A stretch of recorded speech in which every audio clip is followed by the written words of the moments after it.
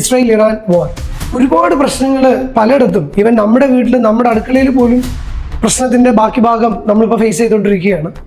അതുപോലെ തന്നെ ഒരുപാട് എക്കണോമിക് സ്ട്രാറ്റജിസ്റ്റൊക്കെ സാമ്പത്തിക വ്യവസ്ഥകളെ കുറിച്ചൊക്കെ സംസാരിച്ചു തുടങ്ങിയിട്ടുണ്ട്. ലൈക്ക് ഇതിങ്ങനെ തന്നെ നീണ്ടു പോവുകയാണെങ്കിൽ ഉണ്ടാവുന്ന ഗ്ലോബൽ എക്കണോമിക് റിസഷൻ.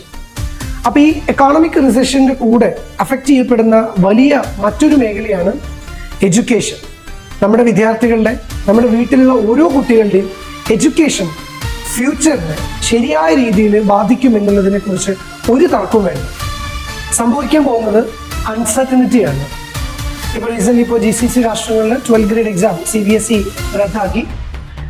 ഒരു പെർട്ടിക്കുലർ വാല്യുവേഷൻ മെത്തേഡിലുള്ള ഒരു റിസൾട്ട് അനൗൺസ്മെൻ്റ് ആയിരിക്കും ഇനി ഉണ്ടായിരിക്കുക. അപ്പോൾ ഇതിനി എപ്പോഴായിരിക്കും സംഭവിക്കുക, എങ്ങനെയായിരിക്കും സംഭവിക്കുക, അത് ഓൺ ടൈമിന് സംഭവിക്കുമോ? അപ്പോൾ അങ്ങനെയാണെങ്കിൽ നമ്മുടെ അക്കാഡമിക് ഇയറിൽ ഒരു വർഷം ഒരു ഗ്യാപ്പ് വരാതെ എല്ലാ കാര്യങ്ങളും നമുക്ക് കംഫർട്ടബിൾ ആയിട്ട് നമ്മുടെ കുട്ടികൾക്ക് സംഭവിക്കും? ഇതൊക്കെ ഒരു ചോദ്യചിഹ്നങ്ങളാണ്. അപ്പോൾ ഈ ചോദ്യങ്ങൾക്കൊക്കെ ഉത്തരം കിട്ടിയാലേ നമ്മുടെ മക്കളുടെ ഫ്യൂച്ചർ സെക്യൂർ ചെയ്യപ്പെടുള്ളൂ. അപ്പോൾ നമ്മുടെ കുട്ടികൾ ഇപ്പോൾ ചെയ്യേണ്ട കാര്യം എന്താണോ അവരുടെ ഫ്യൂച്ചറിസ്റ്റിക് പ്ലാൻസ്, ഏത് കോഴ്സിലേക്ക് എവിടെ പഠിക്കാനാണ് അവർ ആഗ്രഹിക്കുന്നത്, അതിൽ മെറിറ്റ് ഓറിയന്റഡ് ആയിട്ട് അഡ്മിഷൻ സീറ്റ് സെക്യൂർ ചെയ്യാൻ വേണ്ട പ്രൊസീജിയേഴ്സ് കൃത്യമായിട്ട് ഫോളോ അപ്പ് സ്റ്റാർട്ട് ചെയ്യാം. കാരണം ഇത് കണക്റ്റഡ് ആണ്. ഞാൻ നേരത്തെ പറഞ്ഞു, ഇക്കണോമിക് റിസഷൻ, സാമ്പത്തികപരമായിട്ടുള്ള പല പ്രശ്നങ്ങളും നമ്മൾ ഇനി ഭാവിയിൽ ഫേസ് ചെയ്യേണ്ടി വന്നാൽ ഒരുപാട് പൈസ മുടക്കി പഠിപ്പിക്കുക എന്നുള്ളതൊക്കെ ബുദ്ധിമുട്ടുള്ള കാര്യമാവും.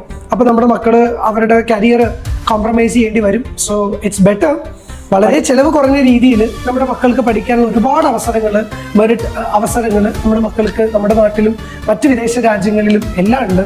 അതിലേക്ക് എത്തിപ്പിടിക്കാനുള്ള ഓരോ സ്റ്റെപ്പും ഇപ്പോഴേ നിങ്ങൾ സ്റ്റാർട്ട് ചെയ്യാം.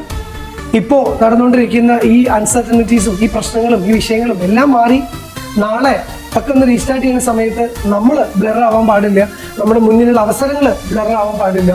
സോ ഇറ്റ്സ് ബെറ്റർ ശരിക്കും ആലോചിക്കുക, ശരിയായ തീരുമാനങ്ങൾ എടുക്കുക, സ്ട്രോങ് ആയിട്ട് ഇരിക്കുക, നല്ല ഡിസിഷൻസ് എടുത്ത് മുന്നോട്ട് പോവുക.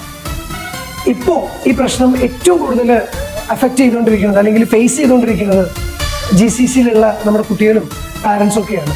അപ്പോൾ നിങ്ങൾ കുറേ കൂടെ കോൺഷ്യസ് ആവുക, കുറച്ചുകൂടെ അലേർട്ട് ആവുക, കുറച്ചും കൂടെ ഫ്യൂച്ചറിസ്റ്റിക് ആവുക. മക്കളുടെ ഭാവി, എഡ്യൂക്കേഷൻ, അത് നമ്മുടെ ഏറ്റവും വലിയ അസറ്റാണ്. ഏറ്റവും നല്ല രീതിയിൽ തന്നെ എന്തൊക്കെ പ്രശ്നങ്ങളുണ്ടെങ്കിലും ഏറ്റവും നല്ല രീതിയിൽ തന്നെ അതെങ്ങനെ പ്ലേസ് ചെയ്യാം എന്നതിനെ കുറിച്ചിട്ട് ശരിയായി ആലോചിക്കുക, നല്ല ഡിസിഷൻ എടുക്കുക.